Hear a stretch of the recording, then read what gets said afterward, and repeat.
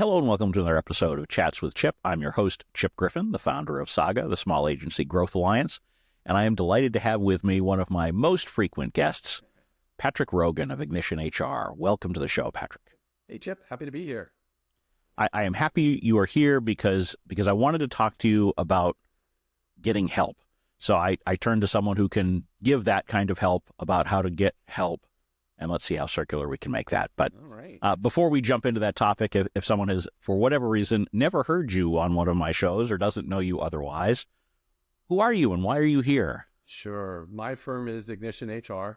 I help organizations with their people challenges, which we're going to be talking about today.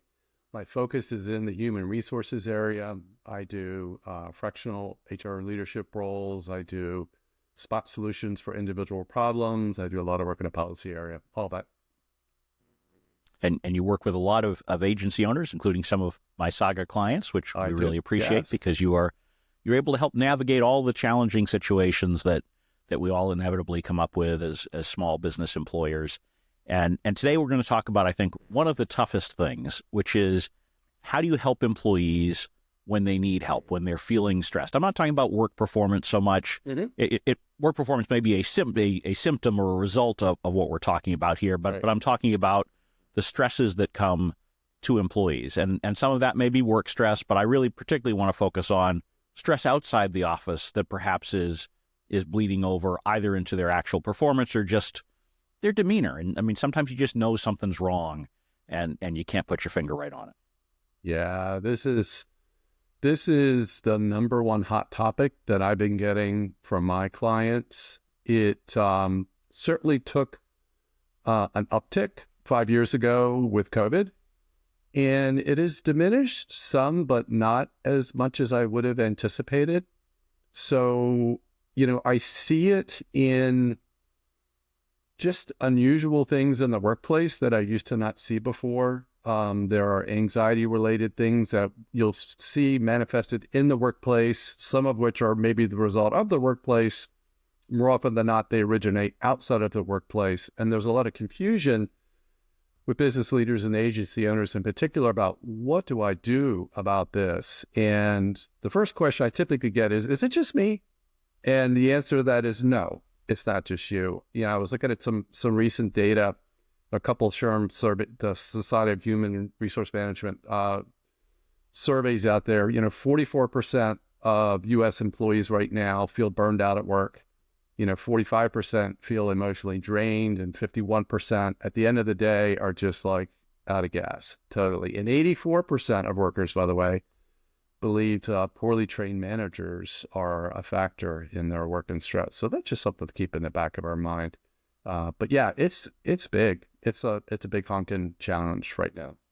Well, it's tough too because agency world is known as a stressful environment, right? I mean, Right. It is in large part, and I've certainly talked about this on all of my shows a lot and in articles. Part of the problem is that a lot of agency owners don't manage their businesses effectively. They don't price effectively. And so that means we ask our teams, including ourselves, to do a lot more in a lot less time. And so that just, you're starting with a stressful environment. So if you have other factors that are contributing to that, some of which may be work related, it could be, a particularly difficult client that's not being managed well or something like that.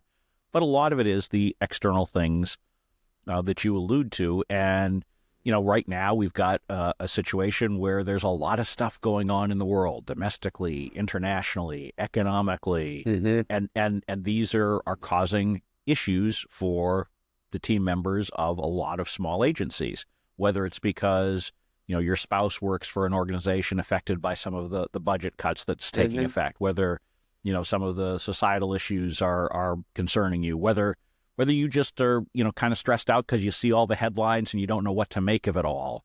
There's a lot going on that can be difficult. And so as a small employer, it's tough. And I've been in this situation a lot of times over the years where I've had an employee with external stress and I'm not quite sure what to do with it, in part because sometimes you're not quite sure what that stress is. And I've always wanted to be careful about prying too much into the personal lives of employees for all sorts of reasons that I'm sure you can elaborate on.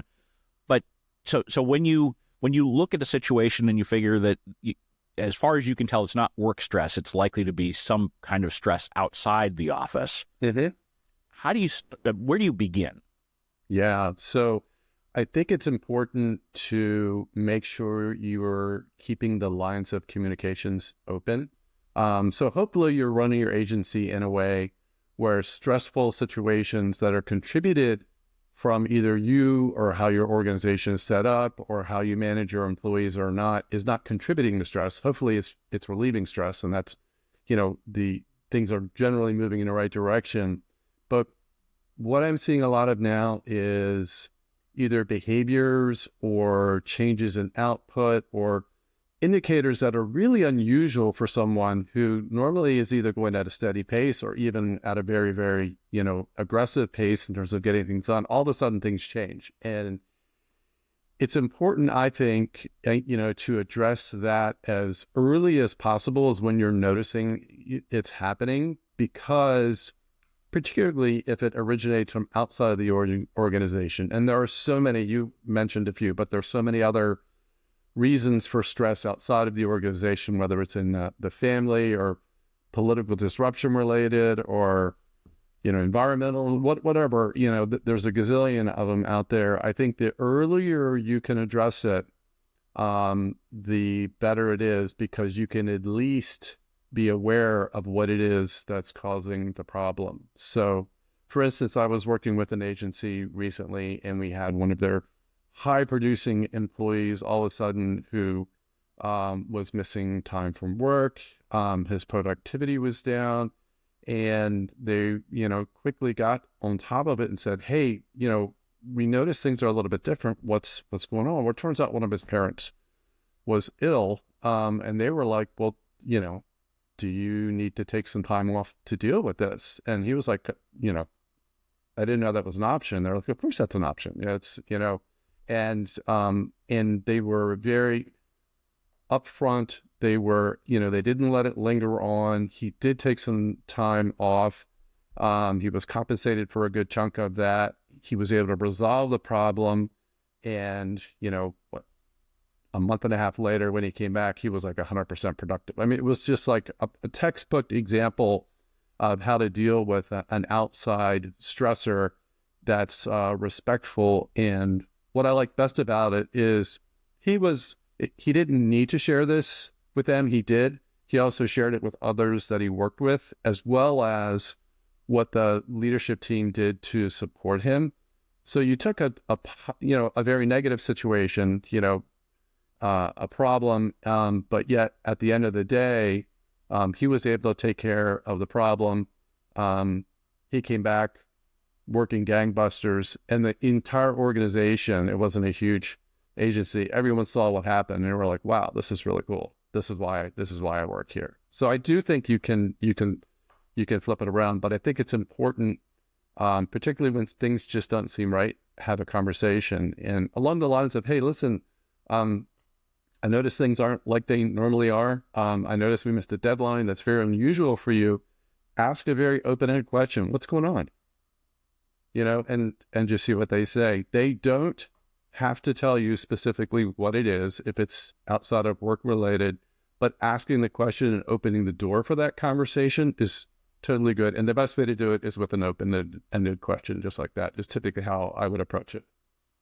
Yeah, and I think honestly, one of the challenges that a lot of small agency owners have is that they don't encounter these circumstances all that often. Right. Maybe for many of them, it may be the first time that they're encountering some, particularly when you get into the specifics of what the issue might be. And as a small agency owner, you don't really feel you have someone you feel like you're on an island. And who do you talk to about this? You don't have a senior leadership team you can sit down and bat things around with often. You and I work together in a larger agency, and if and when, and I did have issues with my team members having things going on outside the office on a number of occasions, and I would just walk next door to your office and say, "Hey, Patrick, let's talk this one through." And so I think that's part of the challenge that owners have. So, what advice do you have to them other than obviously hire someone like you or me who can say that, "Hey, this is how we've done it." Right. How do you go about even figuring out how to navigate these things? Yeah, I think the first thing to do is to do the best you can to kind of lower the pressure. So if you happen to be working at the same facility, I'm a big fan of going out for a cup of coffee or lunch or whatever, like something outside of the building can be very kind of relaxing and disarming. I think, scheduling some time at a good part of the day when the employee is most productive, and like maybe for some people, it's like first thing in the morning, let's have a chat and talk about this. Being sure that you uncouple the organization from the whatever the problem might be. So like if you're noticing things in the workplace, like maybe it's production or missing deadlines or all those kind of things, like don't focus on the missing deadlines, focus on what's causing the missing deadlines. So what's going on here? And then don't talk about the deadlines anymore. Focus on, well, how can I support you with this? In the example I gave earlier, giving some time away from work to help the employee deal with that was the perfect solution. It may not be that. There are a million different ways to help. Sometimes just having someone they can talk to is very helpful as well too. But I think that's kind of like the best model that I've seen is find a space of time that has the least amount of stress naturally in it. Like, so you wouldn't want to have this conversation, during a, performance review discussion, right? That's emotional enough already. It's a very bad time, yes. Let's not throw this on top of it. So kind of make it as neutral as possible would be my recommendation. Yeah, and if you know that they're crashing on a deadline for a client, maybe then is not the time to add that extra stress. So hey, let's go take an unexpected half hour out to go have a cup of coffee, which in your mind is, hey, that's a nice thing. In their mind, they're like, how am I going to get this done? Yeah, right. So you need to have that situational awareness. But I particularly like the fact that you suggest open-ended questions here, because I think one of the challenges that owners also have is they sit there and they see an employee who is suddenly not performing the way that they used to, and too often, I think they jump to the conclusion that it's because they're just getting sloppy, they don't care, that it's, and the reality is, at least in my experience, more often than not, it's because there is some kind of stressor, whether it's work or non-work, that is impacting them. And so asking those open-ended questions and not assuming that they're simply being derelict in their duty is a helpful starting point, because you can then start to understand what the root cause of it is, and then frankly, start by acting human. Just have a human reaction to whatever they tell you, as opposed to the natural instinct, which is, well, what does this mean for me and my business? Because that's not how you resolve a situation. Yeah, I've seen more than one occasion where, there's a stressful situation, an employee is dealing with something. The business leader knows they're dealing with something, and they call at a very, very, very stressful point in time that they know is going on. Someone's passed away or something. Hey, I just have a quick question. Can you help me with this? No, they can't. They're dealing with something really, really. So that's an example. Yet, don't make a bad situation worse, right? And obviously, if you have good processes and good policies, they're a lot less likely to happen. But the things that you have no control over that are happening, what are things you can do to be supportive? And for heaven's sakes, please don't make it worse. Right. Well, and I think, part of it is you need to sort of adapt to the individual circumstances, right? You mentioned, someone close to the employee passing away, for example. So that there's a difference between things that are likely to be long-lasting impacts versus things that are more likely to be shorter-term impacts. It's not to say that someone passing away doesn't have long-term impacts. It absolutely does, but it tends to be more acute in the moment, as opposed to someone has got a very difficult illness that they or a family member are dealing with. Those are more likely to be long-lasting.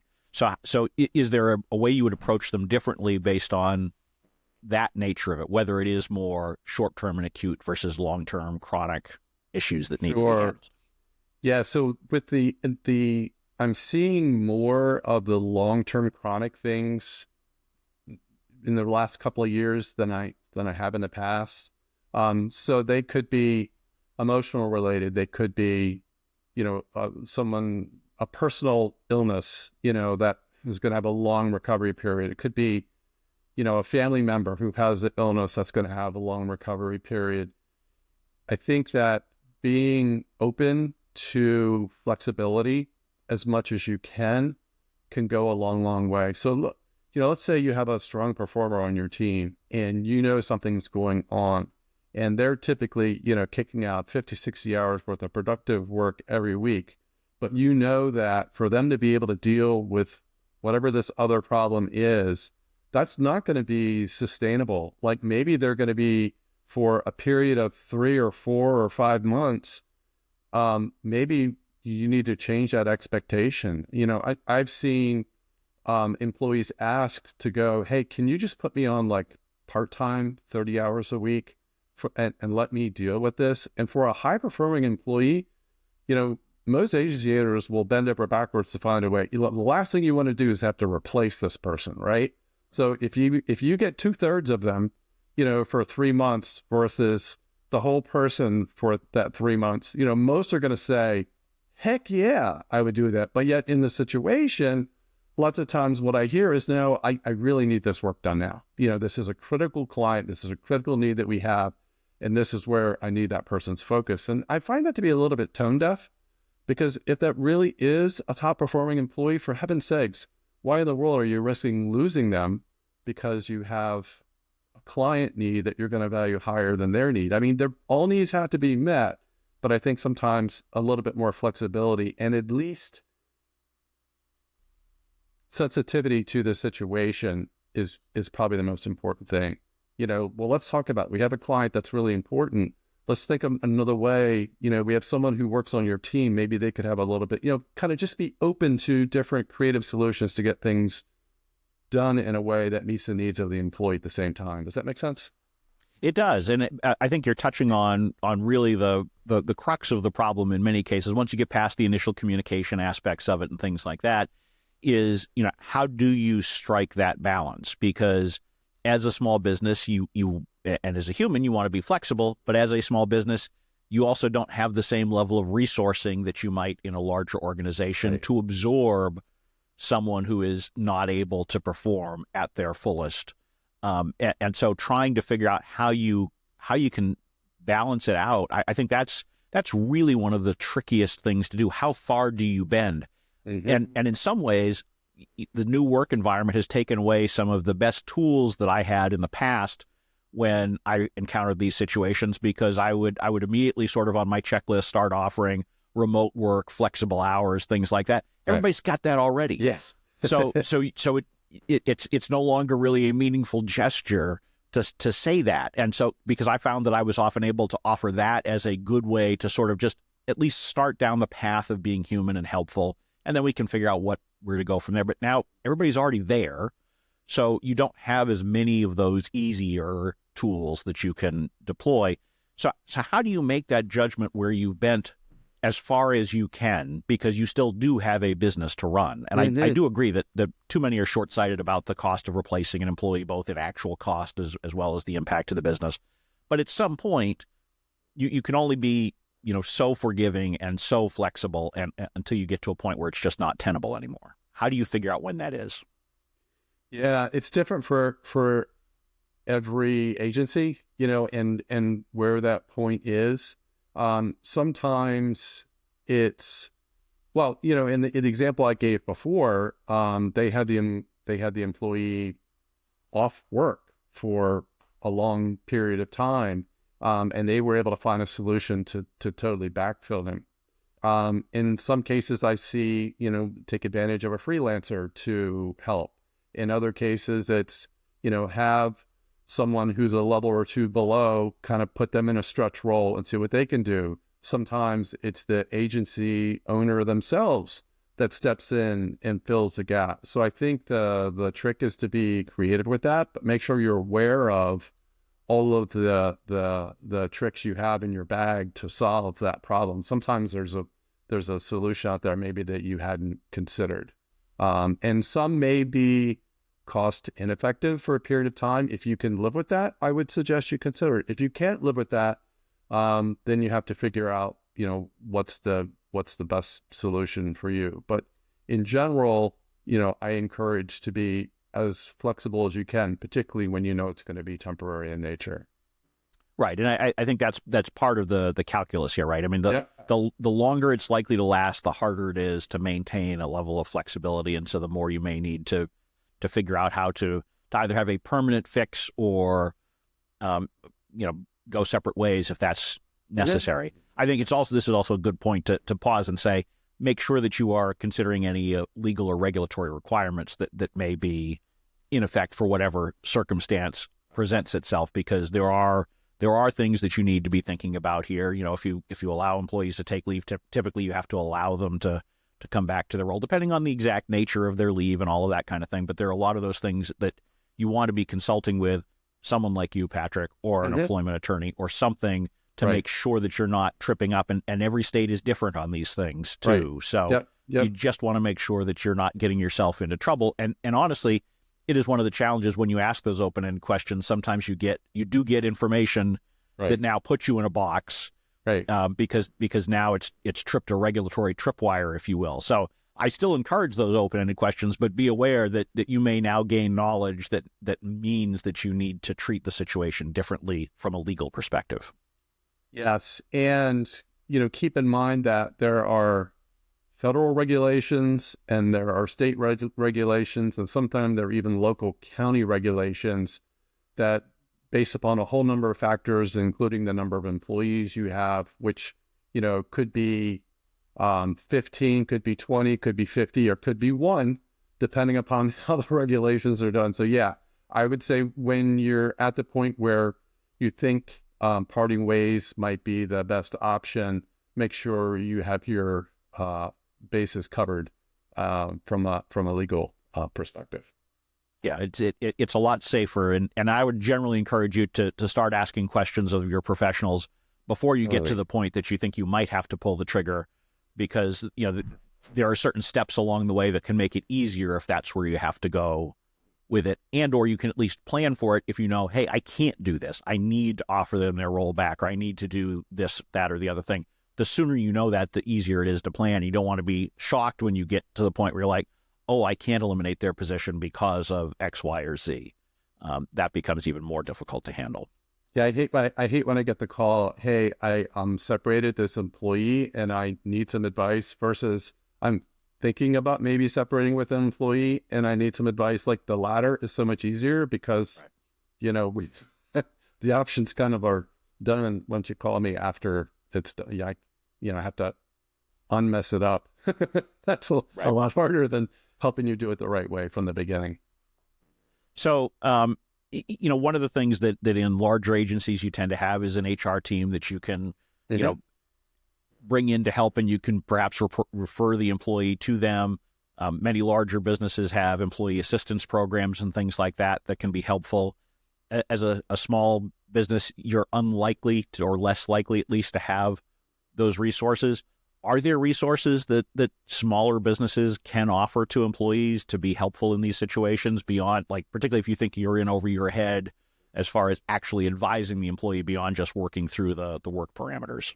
Sure. There are definitely resources. There are organizations like mine, where there are HR consultants who are available, who do a lot of work in this area and can help you navigate both the legal ramifications as well as the organizational and motivational pieces that go along with this. Sometimes the best solution is an employment attorney, depending on how far you are along the process. If you've already done something and you want to make it better, you probably need to go to an attorney. If you're thinking about doing something, go to a consultant like me, and there are millions of people who do what I do. And I guess I was thinking more about who can help the employee. Are there resources that you could give to the employee for people to talk to, or should you just leave that well enough alone? Yeah, for sure. So one of the things you can do is it depends upon how frequently you're going to have this problem. So I have some clients who will just put in an employee assistance program, which can be, typically cost next to nothing. Usually one of your insurance providers will throw it in for free. So if you don't have an employee assistance program, I would recommend everyone get one, because even if you never use it, the one time you need it, if it's there, it's a resource. They're open 24 hours a day. The employees can call on, they can get support. I found them to be really, really helpful, and I've gotten really good feedback from employees in terms of having an employee assistance program. For agencies where you're seeing a little more, you might want to go one step beyond that. So there are also counseling services that you can pay for. They're not horribly expensive. It's all subscription based, where you have more frequent use if you need it. So those are options that you have. And then there are things, you can offer. You can throw in, like, get a Calm subscription for all your employees, or one of the other tools out there. So people, if they want to work on meditation or, those kind of things, they can come in really happy too. So there are a lot of things you can do, but I think having an employee assistance tool is really good, because it's always there if you need it. And my experiences, all levels of the organization I've seen take advantage of that tool, from an entry-level employee to the most senior agency owner. All have needs from time to time. And my experience is most of them provide really, really good service. So those are just some ideas I have there. Yeah, I think the bottom line is that you're not sitting on an island alone. There are a lot of resources for you. There are resources for your team. I guess I would wrap up with this question. When you've got an employee who's kind of working through things, maybe it hasn't risen to the level that they need to take time off, that that's not necessarily beneficial. How much rope do you give them on the performance side of things? So maybe it's just that they're just not performing at the same level. The quality of the work isn't quite as good. It's not bad enough to let them go necessarily. It's not an obvious dismissal, but it's not where you would like to see it. How long do you kind of let that fester, if you will, in the goal of being flexible to the individual before it becomes just problematic for your organization? I think I've talked with a lot of agency owners over the last couple of years about this, where they've taken the approaches we've recommended so far, which is, be human, be flexible, be understanding. But where do you draw the line? Is it just totally situational, or is there some guidance you could give as to how to think about that? So I think it is situational, right? The answer is, as always, it depends, right? Yeah. So this depends. I do think it's important that agency owners are very careful that they're weighing all the pieces, right? So it is a business, right? We don't operate at a loss. We have to generate revenue to pay our expenses and, salaries and all that kind of thing. We do have key clients that we have to keep. I think that the trick is in the communication with the employee. So if you are giving some leverage, if you're giving some space to the employee, and let's say, look, let's cut back your time a little bit so you can deal with this situation. Well, I think it's important to say, all right, so I'm giving you some flexibility. Recognize that you're doing that. Make sure they're aware that you're giving them that. And what I expect from you is, for the time that you are working, I want you spot on, right? I need you to be, everything needs to be perfect, just like it normally is that you deliver. And if it isn't perfect, then maybe we need to adjust that. Maybe that's not a little bit too much time. We need to cut, figure out what the right level is of their work that gets optimal performance. And that at least puts you in a situation where you don't have to correct things. You get good things, but maybe just not at the right output. That's one. But the other thing is, the economics are the economics. It still has to work. Like, we have to take care of our clients' needs. And maybe you need another creative approach, to solve a problem, or maybe this just isn't going to work out. Just depends upon the situation. But I think keeping that communication open and make sure the employee like, when you give something, make sure the employee understands what you gave them, because that's important, right? Sometimes it's sort of glossed over. It's like, well, I'm doing the best I can. Yeah, but we've cut you down to 70%. So we're covering the rest of that for you. Let's make sure we're aware of that. Does that make sense?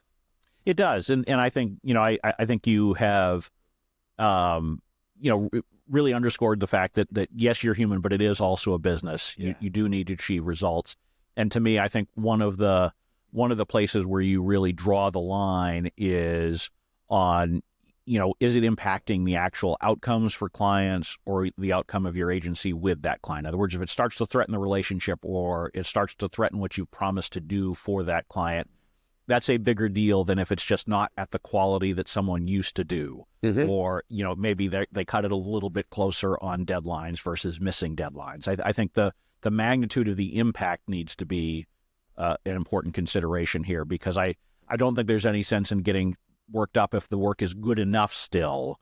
It's really a question of, do you need to make a fundamental change because it's impacting the outcomes of the business?